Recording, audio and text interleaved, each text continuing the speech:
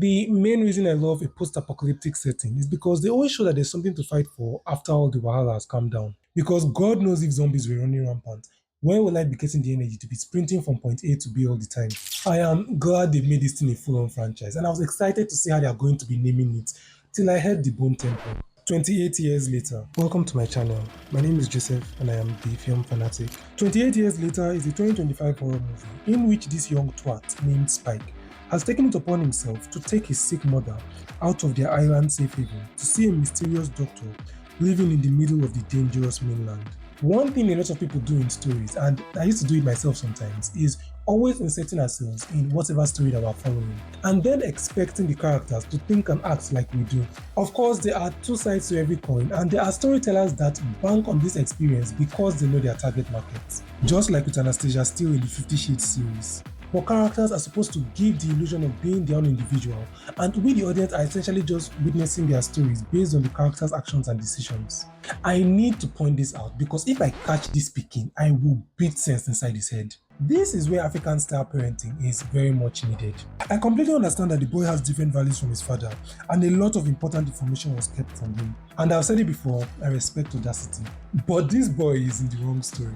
He's supposed to be in the 100. That is one place where one character will just balance and make decisions for the entire population based on their own comforts. I saw 28 Days Later years ago, and yeah, it scarred me. When I heard this film was coming out, I saw 28 Weeks Later and I was a little disappointed. However, 28 Years Later is a very intelligent way to build a franchise. They use this film to make enough clear distinctions, solidify facts, and establish a very unique world that I kind of want to know more about. The zombies, infected, are no longer the story and are just a very wonderful premise for a very interesting story.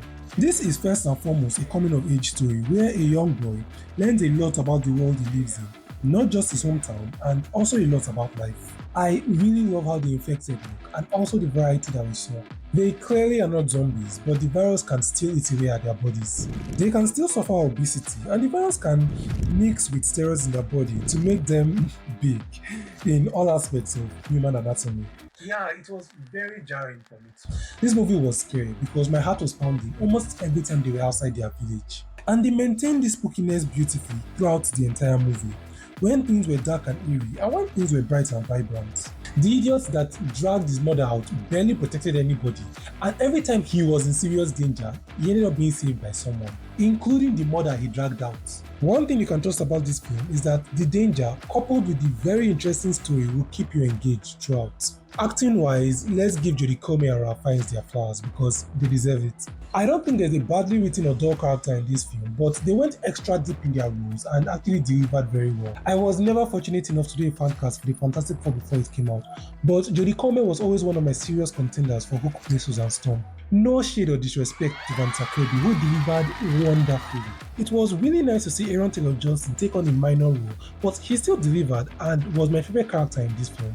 Like I said earlier, this is a wonderful coming-of-age story, which is a sub-group of stories that I really enjoy and very much appreciate seeing done right. I also love to see how humanity is picking itself up and putting itself back together after the initial carnage, which is a very nice way to convey hope. But another thing the film addresses well is the balance between humanity and survival, because surviving this long is going to come at the cost of a lot of difficult decisions. This is why I do not blame this guy for not taking her to the doctor himself. Aside from the fact that the doctor was obviously very creepy, they had to always safeguard the people and be cautious and not take unnecessary risks. This is what made this delivery an act of kindness and a very big deal. Yeah, it was a very white woman thing to do, but it shows how different the mother and father are and how the boy is truly his mother's son. Lastly, memento mori. I love this phrase because it is deeply layered in its meaning. It reminds us that last we are all going to die, whether it's virus, gunshot, accident or cancer. It also reminds us that death is what gives life meaning. The very fact that life ends and our time is definitive. Again, it reminds us that we are going to die, so live your life with purpose and intention. I'm sure you figured out by now that I cried when I watched this film. In conclusion, this is a good 8.5. I am eagerly looking forward to the sequel. It's not being directed by Danny Boyle, but I am still optimistic. Don't you think that this has been a very good year for horror movies? I'm going to see Weapons very soon, and honestly, I am just hyped. Please, when you're sharing your thoughts on this film, comment what you think about the horror movies this year and what horror movies you would like me to talk about. Please feel free to check out my review on other horror movies that came out this year. If you've come this far, please drop a like. It means the world to me and it helps me grow this channel. Do not forget to hit that subscribe button if you enjoy what I do, and it will help you stay up to date with all the content I release every week.